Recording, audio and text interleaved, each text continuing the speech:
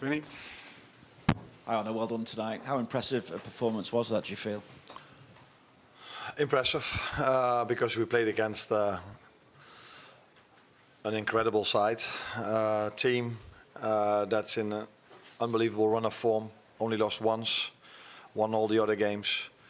So yeah, if you then can win against them, but also with the performance we had, that's very positive. But apart from everything we can say, we beat them because of a set piece. So it's nicer to talk about this if you win, because if you lose, people come up with that I try to find excuses. But a positive set piece balance is the minimum you need to get a result 9 out of 10 times, and that's what we had today. You also won because you kept a second clean sheet on the bounce, and arguably Conor Bradley set the tone defensively for the performance as well. I just wonder then how much of a corner you feel has been turned in this season, if you can talk in that way at this moment now. So let's be clear, we had a very bad run of form in terms of results. No excuse in the world can make up for us losing so many games. But we had to play a lot of games in a small amount of time. We have not hardly any rest in between when we then faced a team that had a lot of rest. Tonight we played against a team that played on Saturday as well, so the both of us had 2 days rest. Then it's helpful to play in a home game, because from the last 8, I think we played 6 away from home.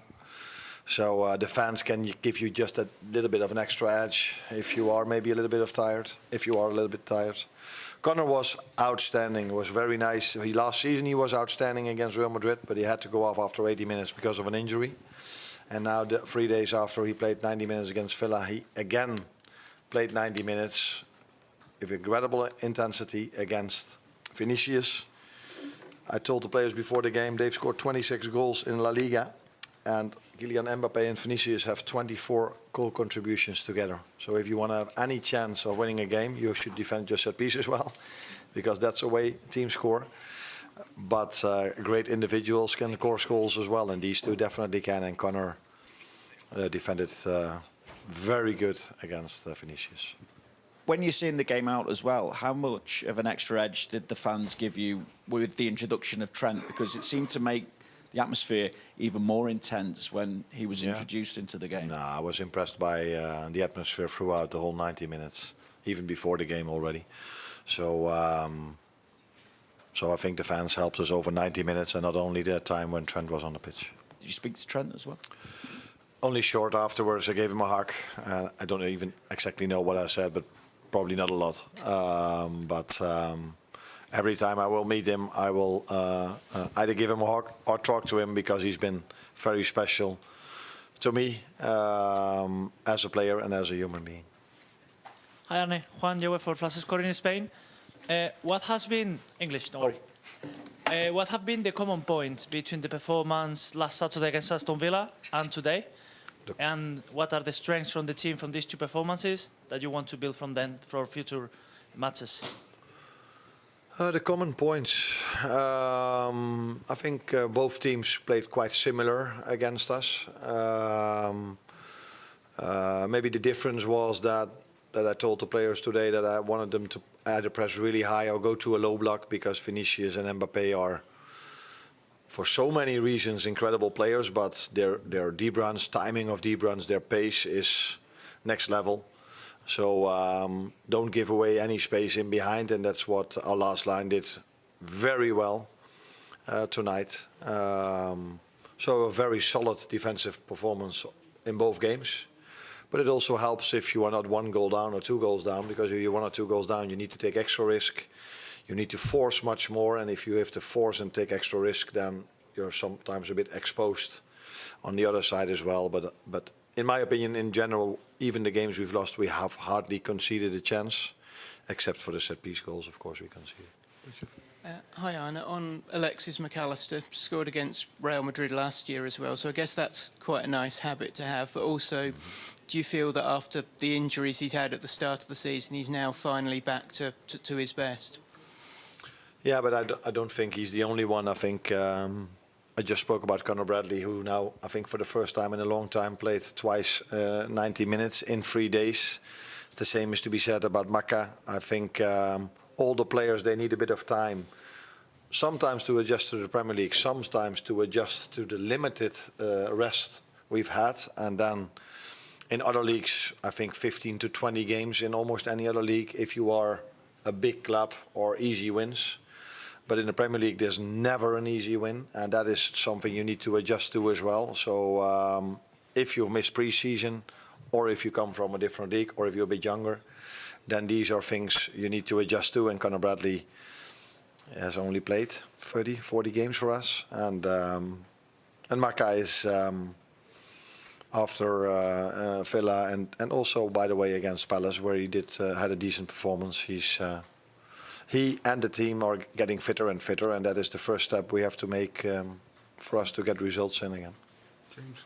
Arne, that's 2 years running that you've kept Kylian Mbappe largely quiet.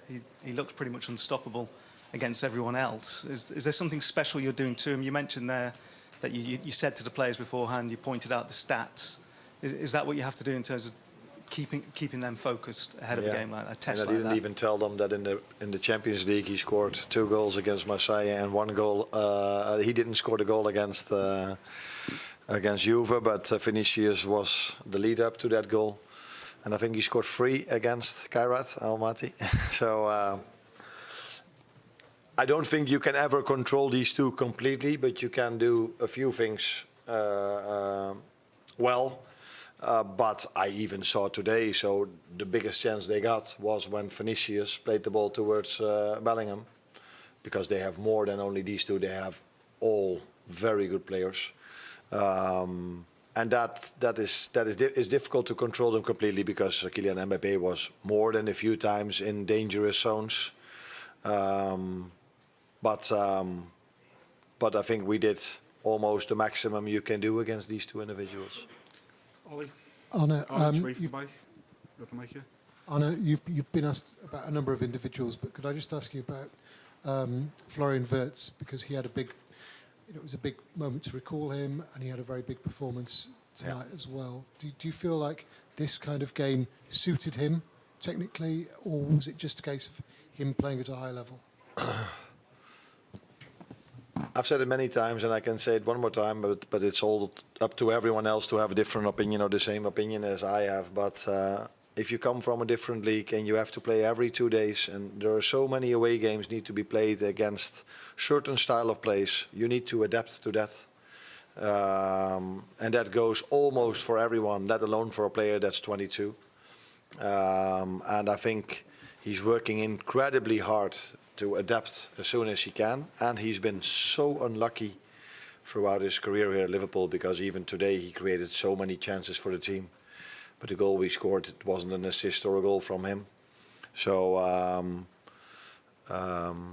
wouldn't even say give him a bit of time, because we gave him already that time to adapt. I played him many times for him to adapt to the Premier League, but I didn't play him every single game, because that's not what I do with almost any player, but also not with players that either missed pre-season or very young or come from a different league, and they need a little bit of time to adapt. If you have 2 days of rest after the Frankfurt game and you have to go away to Brentford, that's different probably than go away, have an away game in the Bundesliga or in the Eredivisie or in any other league in the world, because this league is the best paid league, I think, in the world.